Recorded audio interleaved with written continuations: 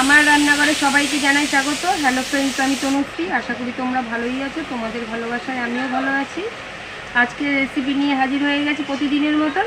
দেখো, আজকে রেসিপিটা হচ্ছে ছানার একটা নতুন রেসিপি করব। তার জন্য ছানা বাটিতে জল থেকে ছেঁকে রেখে দিয়েছি। আর এখানে ক্যাপসিকাম দেখো ছোটো ছোটো করে কেটে রেখেছি। পেঁয়াজও ঠিক ওরকমভাবে কেটেছি। আলু আর বাটির মধ্যে একটা পেস্ট করে রেখে দিয়েছি। টমেটো, কাঁচা লঙ্কা আর আদা। গ্যাস অন করে খালি কড়াই বসিয়ে দিয়েছি। খালি কড়াই গরম হয়ে গেছে। কড়াইতে দিয়ে দেবো সরষের তেল। রেসিপিটা করবো পুরোপুরি সরষের তেলে। তেলটা গরম হওয়ার জন্য একটু সময় নেব। তেল গরম হয়ে গেছে। আলুগুলোকে দিয়ে দেবো তেলের মধ্যে।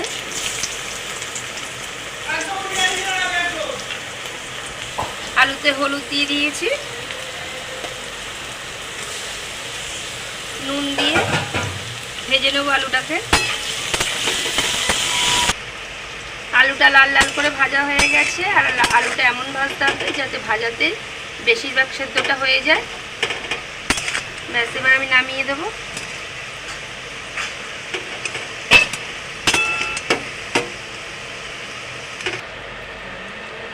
গরম তেলের মধ্যে ফোড়ন দিয়ে দেবো। দেখো, আগে থেকে থেতো করে রেখেছি এলাচ, দারচিনি আর লং, তার সাথে গোটা জিরে।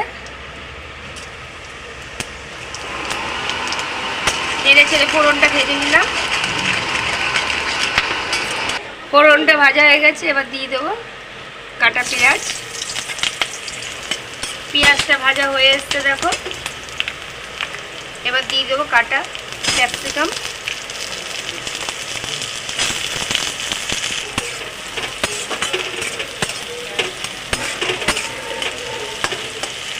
ক্যাপসিকাম আর পেঁয়াজটা ভাজা হয়ে এসছে প্রায়।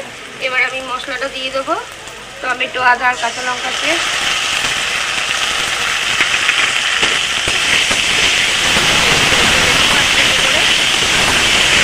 বাটির মধ্যে গুঁড়ো মশলা নিয়ে নিয়েছি। জিরের গুঁড়ো, ধনের গুঁড়ো, হলুদ আর লঙ্কার গুঁড়ো। এইদিকে আমার দেখো কড়াইতে ভাজাটা হয়েই গেছে।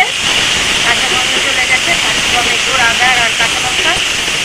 মশলাটার মধ্যে একটুখানি জল দিয়ে দিলাম। গোলা মশলাটা দিয়ে দিলাম।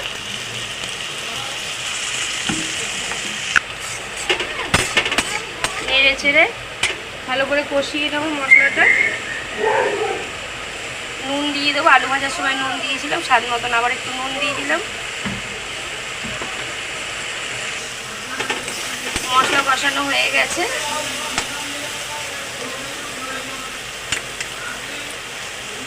এবার ছানাটা দিয়ে দেবো।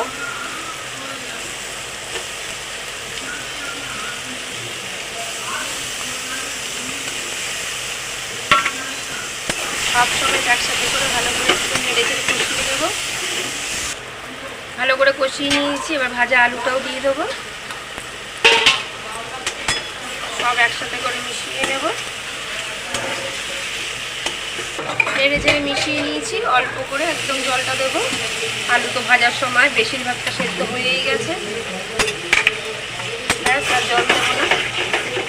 এইভাবেই একটুখানি সময় রেখে দেবো। স্বাদ মতন তো নুন দিয়েছিলাম। নুন আরেকটু দরকার, ওই জন্য নুনও আরেকটু দিয়ে দিলাম। হয়ে এসছে প্রায়।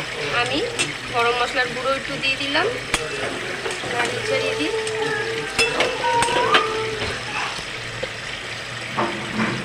একটু চিনিও দিয়ে দেবো নামানোর আগে। ব্যাস, রেডি একটা অন্যরকম ছানা দিয়ে তরকারি। তোমরা করে খেয়ে দেখতে পারো বন্ধুরা। গরম গরম রুটির সাথে দারুণ লাগবে। আমি তো বলেই থাকি আমার রেসিপি দেখে বাড়িতে করে খেয়ে দেখো। আশা করি দারুণ লাগবে। শুধু গরম গরম রুটি না, পরোটার সাথেও ভালো লাগবে। আর করে খেয়ে কেমন হয়েছে সেটাও কমেন্ট করে জানাবে। এটা তো আমি রিকোয়েস্ট করে তোমাদের কাছে করেই থাকি। এইভাবেই পাশে থাকবে, ভালোবাসা দিয়ে যাবে। আর আমার ভিডিওগুলি একটু লাইক, শেয়ার, সাবস্ক্রাইব করে দেবে। ভালো থাকবে, সুস্থ থাকবে। Thank you.